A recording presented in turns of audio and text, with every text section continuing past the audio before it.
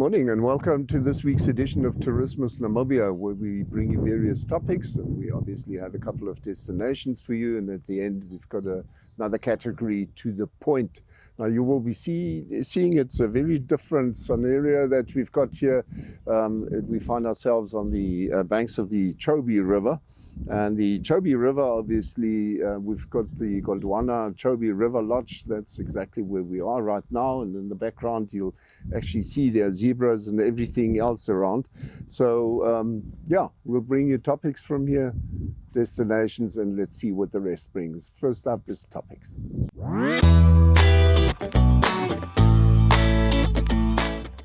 Well, topics, and the first topic we have is spotless giraffe, and this was quite an interesting thing this week. Shortly after the first spotless giraffe was born in a zoo in Tennessee in the USA, we suddenly found our own spotless giraffe that has been born here in Namibia. And it was actually the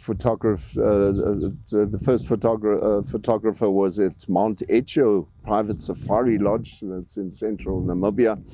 And according to the Giraffe Conservation Foundation, however, this is only weeks after that might have happened in Tennessee Zoo. But on the other hand, it says that this young Angolan giraffe spotted in Namibia is also the first giraffe recorded in the wild in Africa, but however does take away from the extraordinary plight of the plain giraffe in southern Africa, where only 117,000 giraffes are remaining overall in Africa. And so clearly the Giraffe Foundation is obviously worried about the fact that these sort of minor triumphs or sightseeings take away from all the effort that's being done to actually conserve these last remaining giraffe in Africa. Yeah, and then next up we've got heritage site fees. This has been quite a controversial issue here in Namibia right now with the MEFT, that's the Ministry of Environment, Forestry and Tourism, apparently having gone and increased the prices by 200%, way over the mark, as some would tell you. It has the tourism industry in quite a frenzy, simply because they feel that, number one, they weren't properly consulted, and number two, the value that you get for that money has not particularly improved by 200%. So, for instance, popular sites such as Twyfelfontein will now cost 270 Namibia dollar for an adult international visitor on a guided tour, while it only cost 100 Namibia dollar during the period of April 2020 to March 2022. Now, we need to consider the fact that obviously these increases only come from time to time, so that the MEFT often feels that it is entitled to ask for these increases on account of increased costs and so on. But at the end of the day, 200%, since COVID, seems a bit out of line and quite a lot. So we find that somebody like Delphine Lunga, she's the owner of Furaha Tours and Safaris in Namibia, and then the chairperson of Tour and Safari Association of Namibia, TASA, she says that the tourism industry in general is very upset and disappointed. And he stressed that these increases happened without consulting the industry, without any improvement being made, and that the tour operators are now largely considering the fact that they might actually keep these ones out of their normal itinerary. So what you find in the end is that the guys who will bleed are again the people on the ground, simply because the administrative decision has been made. Right, that's our second item, and the third one would be tourist attacks. There's been a recent spate of tourism attacks in Namibia, and this is obviously not good at all, but at least now we're seeing first reaction. So they've been condemned by the tourism ministry. The spokesman of the ministry, Romeo Muyunda, said that there's a grave concern for all in the tourism sector in the entire country. Said that these spates of attacks and robberies and assaults in which firearms, including various arms as well as pangas and knives, are used. It's a rampage which goes far up to the far eastern Zambezi to the deep south, and a huge occurrence of incidents in Windhoek and Okahandja. And so the ministry is now busy discussing the possibility of raising these criminal gangs that are changing their targets towards tourists, with the police So all in all, there's a big effort to improve on this situation. So let's see what's coming as we go forward. I would still think that Namibia overall is a safe place, but you were well advised as a visitor to just make sure, if you're being followed, just make sure that you just drive once around the block and make sure. Anyway, those are our topics today. Up next, we've got destinations.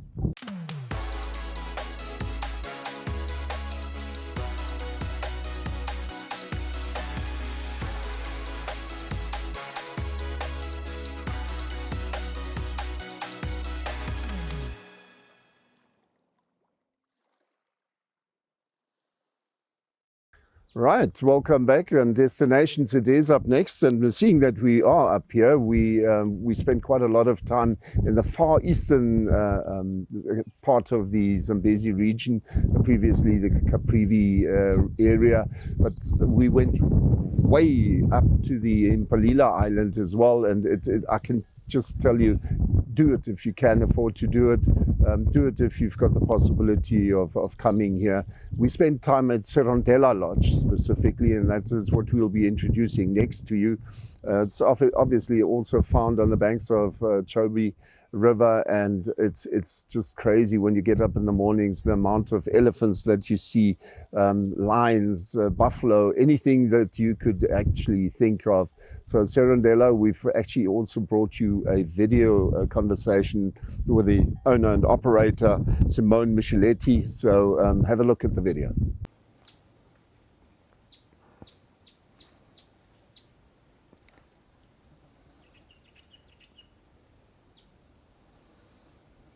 Yes, and we're sitting here at Serondela Lodge being far, far in the east of what used to be known as the Caprivi, now the Zambezi region. With me is Simone Micheletti. Hi, Simone. Hi, how are you, Frank? I actually have to laugh because just now we had the wrong name first, but anyway. So Simone, welcome. Tell us a bit more about your Wild Waters group in Serondela specifically. Right. Yeah, you mentioned the Wild Waters group. The Wild Waters group is basically the umbrella company of 3 lodges in a rest camp, which is the first one we've built more than 12 years ago. It's in Kazalopala Attended Lodge. That it's in Vuparo Conservancy, close to Kazalopala National Park. And then Jackalberry Camp, down deep in the park, is a concession deep in Kazalopala Park. And then the last one will be Serondela Lodge. That was 2018 when we opened, just before COVID, perfect. And yeah. And we also do the marketing and manage all the bookings for the Vuparo Conservancy, the Rupara Restcamp. Oh, okay, yeah. So all in all, quite busy. So how do you manage your day with all this? It's so nice to be everywhere, but it's obviously a lot of work. No, a lot of time on the road, which gives me time to be on the phone. When I'm not on the road and on the phone, I'm with the staff or with the guests or on the computer. So no, it's a busy, especially the high season is busy. But yeah, that's the way we roll, eh? And so how did Serondela come about? Because it's quite a way down. Well, actually not only down, it's down from Katima and then far into the bush going into the Bundus. Don't discourage the clients to come here because now it's very far. But that's what makes it special. Makes it special, and that's what actually is the main idea behind Serondela, is to be enjoying the beautiful sightings and the amount of wildlife that you get here on the Chobe River because of the proximity of the Chobe National Park, but not being in that busy area of Kasane. So we are 25 km from Kasane. West of Kasane on a Namibian island, seasonal island, and that makes it really special. That's why we call it the wild side of the Chobe. Yeah.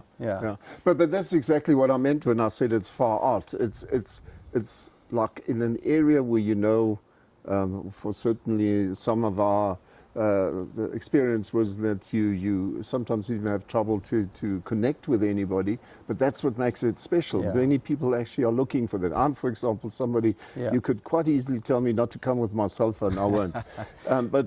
So how do you get people here in the winter and the summer?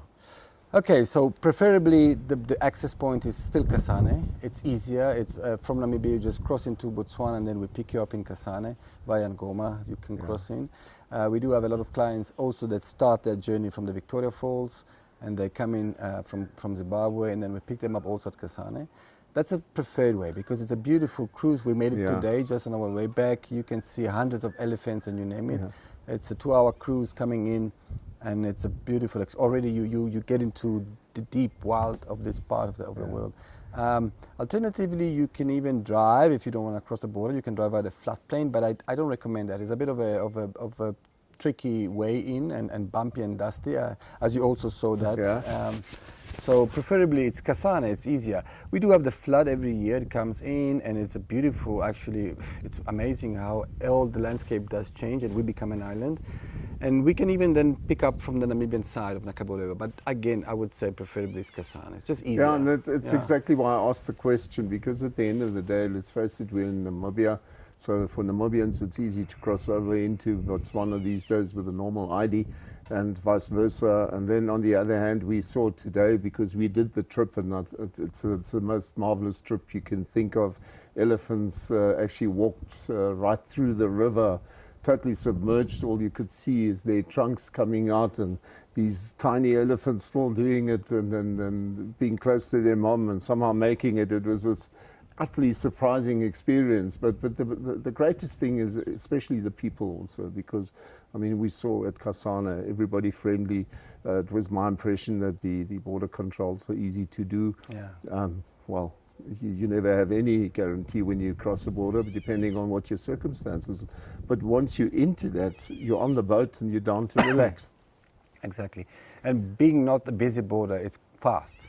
You know, we're not talking about like the Zimbabwe, Botswana border, the Kazangula border, the one heading to the falls. That's quite a busy border. Even high season is very busy.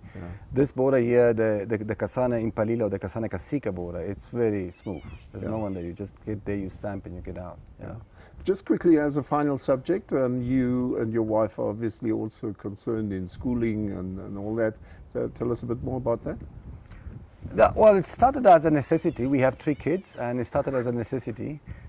So we started homeschooling, didn't work, and then we started with the garage school, but the main aim, and then it became a proper school. So now almost 200 kids, and the school is called the Wild Kids Academy. It's a registered school with the Ministry of Education. It's a trust, so everything that the school does goes back into the school activities. And the main focus of the school is its environment and conservation and sustainability. So all extra classes that the kids do, all the excursions, all what is, they participate to a lot of events, and it's all about those topics. Because we realize that, especially in this region, I think there's not much that the kids have the opportunity to experience. So with our school, our kids tend to visit parks. We even take them to the desert, like Nadid. We went to the Nadid Center. We go to other areas, to the cheetah conservation farm. So we try to even go beyond the region to get them exposed to conservation, to get them to love nature, and one day to utilize nature probably in a sustainable way, to be the next. That's because that's really the only chance we have to really make it work. Yeah, because the new generation, the old one who could save these beauties here. And the way you start loving, firstly, you need to love nature to appreciate it, and then to utilize it in the right way and sustainable way. That's what we believe. That's what happened to us, me and Laura. We grew up loving nature with our parents. They took always around, and now we work with nature and conservation and tourism. So and you actually do well in the process. I mean, well, in terms of personally satisfaction, all the stuff that comes along with it. So yes, that's Serondela Lodge. Definitely worth a visit, and I've already made up my mind that I'll bring my wife next time, and I welcome all of you to do the same. Until then. Maybe you might have mentioned that we do have specials for Namibian in the off-season. Oh, well, there you go. So a reason more to come. Yeah.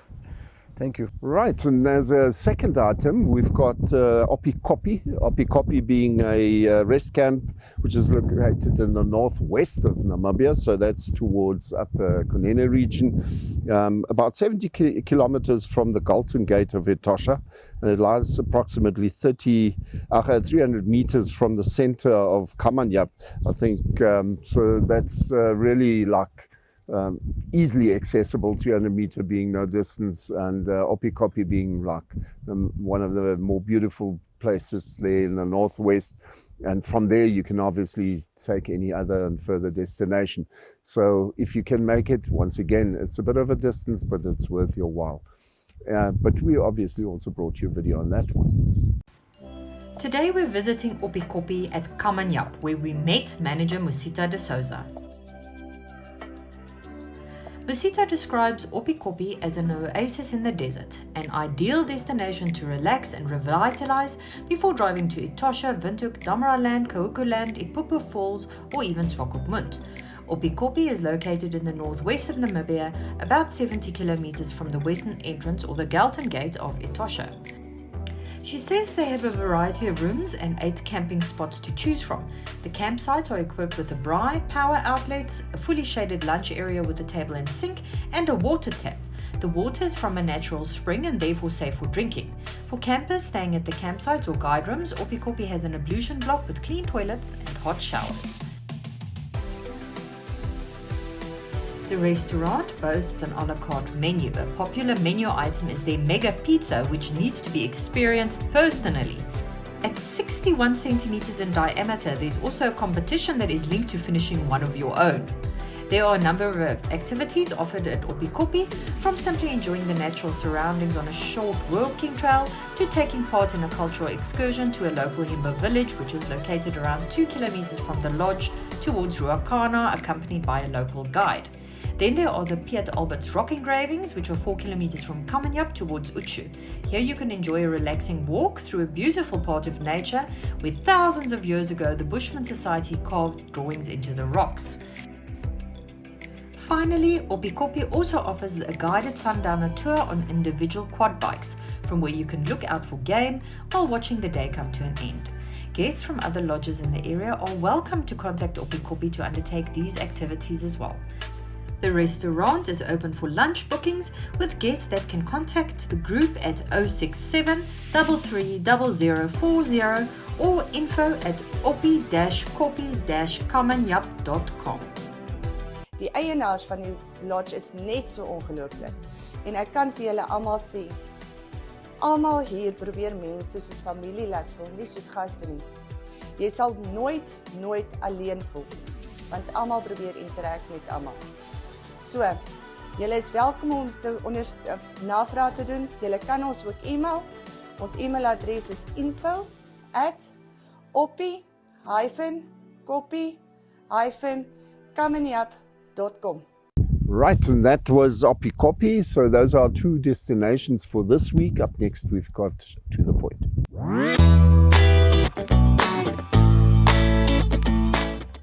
Right, to the point it is, and welcome back. And obviously what we have is our climate change. It was obviously a big issue in these past weeks. We've been looking at all these impacts and the various conferences.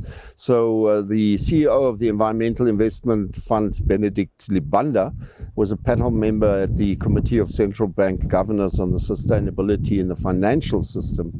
He stressed the vulnerability of SADC countries to the impacts of climate change, characterizing them as among the most vulnerable nations globally, and emphasized the staggering financial requirements for effective climate adaptation and mitigation in the region. So we've obviously brought you a video on that one as well. Have a look. I think to appreciate our actions, the global actions against climate change, one has to understand the rationale behind that. And that is extremely important. One is that the atmosphere's carrying capacity has been exceeded in terms of holding greenhouse gases. So the current emission in the atmosphere is 416 parts per million. The carrying capacity at pre-industrial revolution, that is in 1870, was 250 parts per million.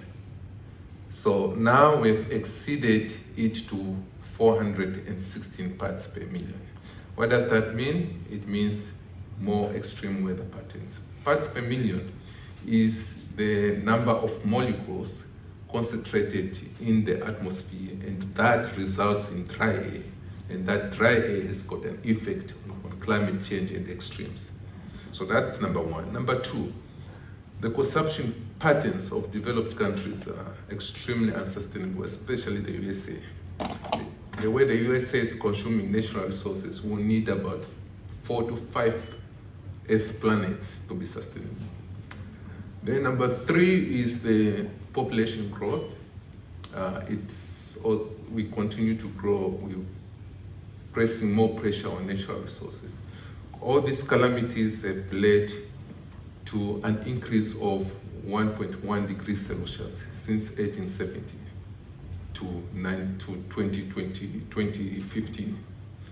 And for the world to reduce the global warming, we need to hold it below 1.5 degrees global average warming.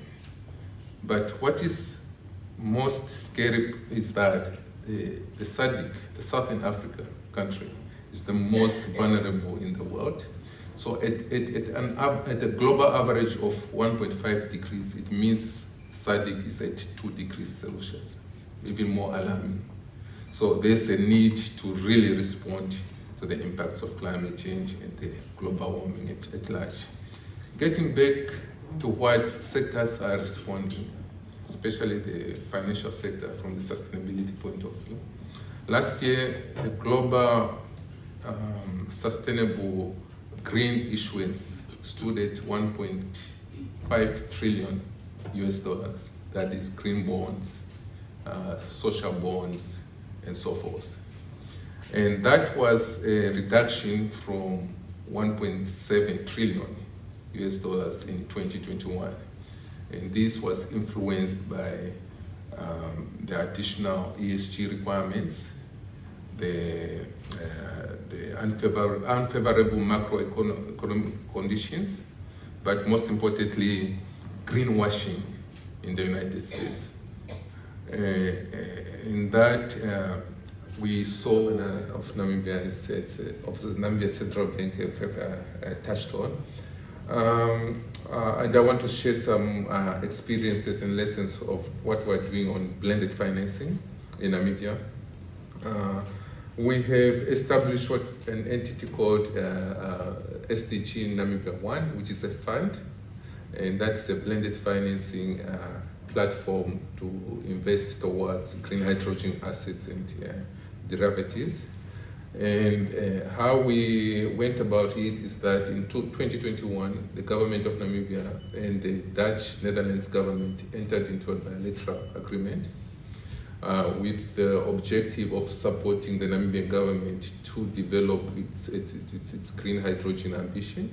And one of the support in that bilateral agreement was to establish an SDG Namibia 1, which is a blended financing facility. And to address issues of capacities to manage such complex facility, we partnered, when I say we, the Environmental Investment Fund, partnered with a Dutch-based expert entity, fund managers, which is called the Climate Fund Managers. And now we've incorporated this SDG Namibia 1, and it is managed by the Namibia Green Hydrogen Fund Managers. And the office, we just opened the office in Windhoek about 2 weeks ago for that fund managers. The idea is to mobilize at least 1 billion euros by June 2025. With leverage as well as capital recycling, we see that adding up to about 3 billion euros in terms of investments over time. Within the blended financing structure that we do have 3 different funds. We do have a development fund, which is grant capital of 100 million USD, but we've secured 40 million so far, and we are busy fundraising for another 60 million USD. Then there is a construction equity fund, which has got 3 different tranches of different, risk return profiles, the senior debt, junior debt, etc. So each investor can participate where it really confirms in terms of risk return. Then we've got the operational fund, where it's more of a fixed income fund where institutional investors, such as pension fund, commercial banks, bonds also participate. And that is a really good arrangement in terms of transfer of skills, managing the fund, etc. And just in closing, I think climate change cuts across all sectors and everyone has got a role to play. Science tells us that we are entering the sixth wave of extinction, so we need to act fast and quickly. It sounds scary, but that's the reality. That's what science tells us. And I would really recommend to central banks even to open small units, just to facilitate some of the low-hanging fruits that we're seeing. We're seeing a lot of debt for nature swaps, for example, taking shape around the world, where you can swap your debt, and most of our countries are heavily indebted.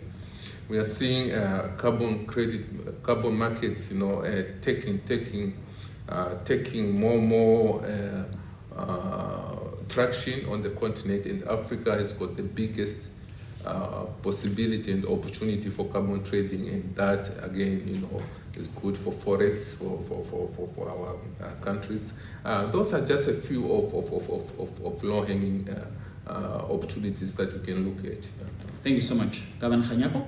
Right, and that brings us to the end of our show this week. Hope we were able to get you enticed into Chobe area, Caprivi area, as it was previously known, Zambezi region, and obviously Kaza, because this is what we'll be doing. We'll be promoting Kaza in the coming weeks, and so we'll be bringing you more on the 27th. We'll actually launch our new Expo 2024, so please keep track of this program, and you'll see there's lots to come for you. Until then, remain healthy and goodbye.